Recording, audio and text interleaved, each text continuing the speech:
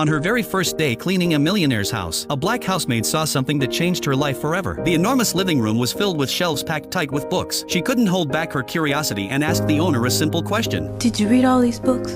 Most of them.